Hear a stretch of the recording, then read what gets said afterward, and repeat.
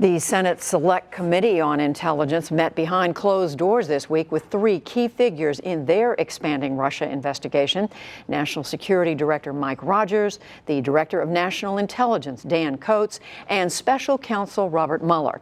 And with us now, the committee's top Democrat, it's Vice Chairman, Virginia Senator Mark Warner. Senator, first off, we've been discussing with NPR's Carrie Johnson the fact that the Special Counsel has expanded his investigation to include potential obstruction of justice. Is that something your committee is doing as well? Well, Judy, I'm not going to comment on the expanse of Special Counselor Mueller's investigation. I do think it's an indication of how serious it is that he's obviously recruiting some of the top talent from around the country to assist him in this effort.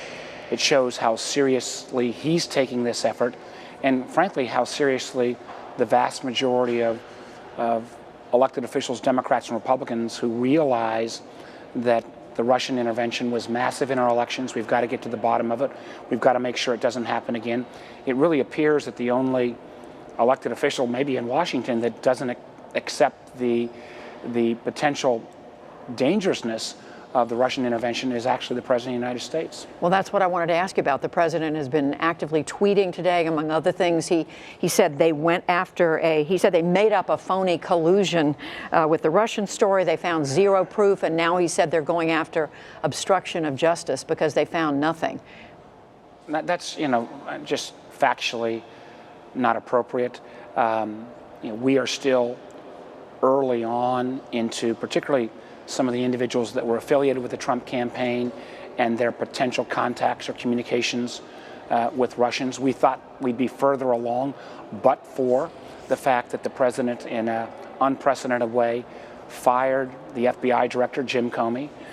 We've had, obviously, a pattern here where there are at least reports of other individuals that were at least contacted by the president. I'm not going to comment on the specifics of the individuals we saw. We need to keep confidential. But we do have the former National Security Advisor, General Flynn, who was fired because he didn't come forward with his contacts with the Russians. We've had the Attorney General recuse himself because he didn't fully disclose his contacts with the Russians.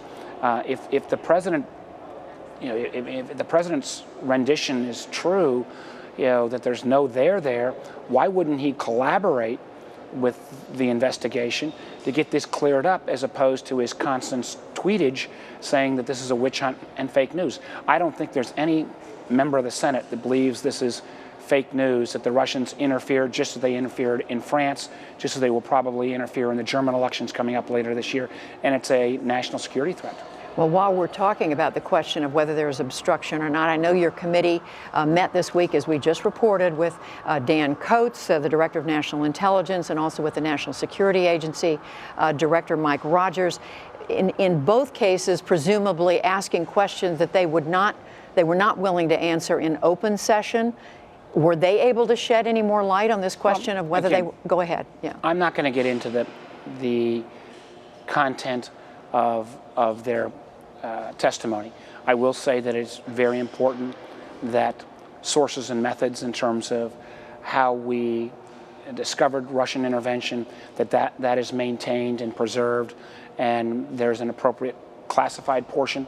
I do think there are questions that still need to be explored about, if a president was calling on these subjects, how much of that is classified, how not. I'm not going to comment again on any specifics, but these are all, what I worry about is there a pattern emerging?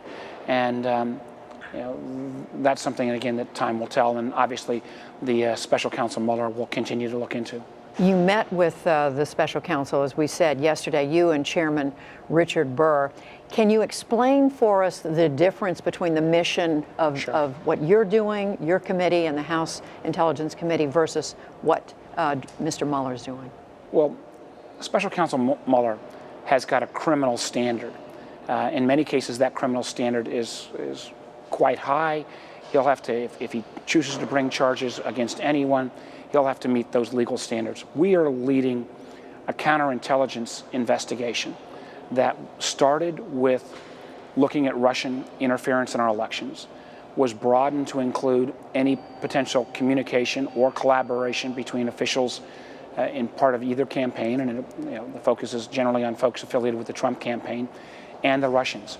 We've actually not had a chance to get to many of the witnesses that have been at least bandied about, because again, we've been superseded in a way by the firing of Director Comey, right. Then President Trump disparaging Director Comey, in front of the Russians, saying on national television that he fired him because of the Russia investigation.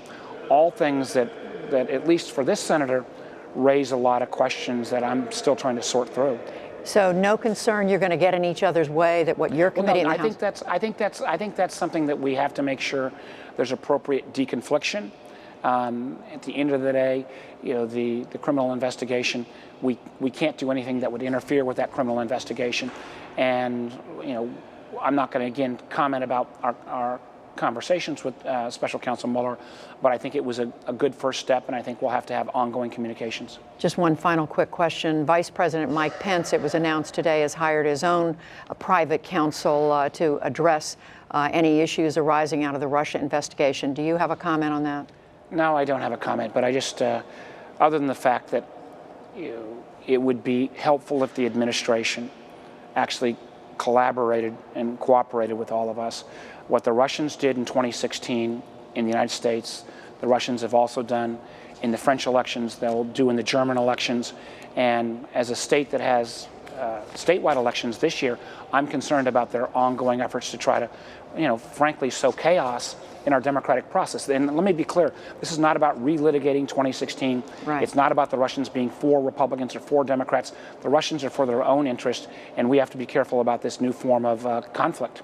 But just very quickly, Senator, so I understand, you're saying the administration is not collaborating right now with you. I wish there was closer cooperation. There are a number of members of the administration who've volunteered to come forward. There are a number of individuals that worked on the Trump campaign, but I don't see what value is added by the president's constant dismissal of the seriousness of this threat. Senator Mark Warner, the vice chairman of the Senate Select Committee on Intelligence, we thank you. Thank you, Judy.